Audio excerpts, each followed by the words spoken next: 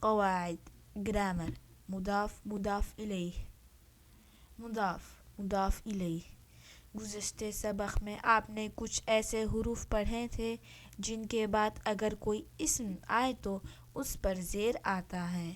آج کے سبق میں آپ کسی اسم کے آخر میں زیر آنے کی ایک اور وجہ کے بارے میں پڑھیں گے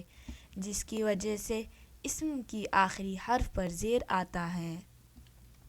جب دو اسماء کو ہم ایک ساتھ جوڑ دیتے ہیں، ایک اسم کو دوسرے کی طرف نسبت دے دیتے ہیں، یعنی ایک اسم کا تعلق دوسرے سے قائم کر دیتے ہیں،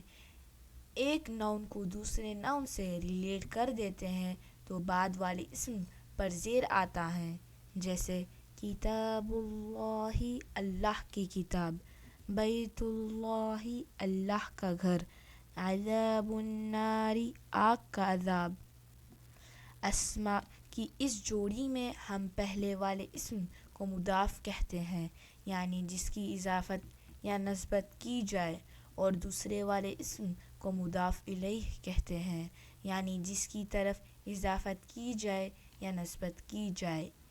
کبھی کبھی ایسا ہوتا ہے کہ ہم کسی انسان کو اس کے نام کے حوالے سے نہیں پہچانتے ہیں، لیکن اگر اس کے بھائی کی طرف نسبت کر کے تعارف کرایا جائے، یعنی اس کا تعلق اس کے بھائی سے جوڑ کر بتایا جائے کہ یہ فلاں کا بھائی ہے تو ہم اسے پہچان لیتے ہیں، جیسے مضاف اور مضاف الیہ میں کا، کی، کے کا استعمال ہوتا ہے۔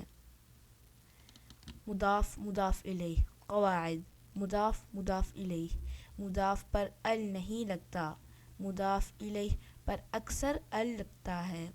مضاف والے اسم پر تنوین نہیں آتی ہے، یعنی ال بھی نہیں تنوین بھی نہیں، البتہ جملہ میں استعمال ہونے پر زیر زبر اور پیش تنوین حرکتیں آ سکتی ہیں۔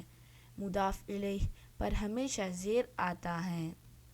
زیادہ تر ال اور ایک زیر آتا ہے، اور کبھی کبھی دو زیر آتا ہے، جیسے کتاب زید زید کی کتاب۔ آئیے اس کی مشق کرتے ہیں۔ مضاف اور مضاف الیہ میں کا، کی، کے کا استعمال ہوتا ہے، جیسے حکم القرآن قرآن کا حکم، باب البیت گھر کا دروازہ، بیت المسلمین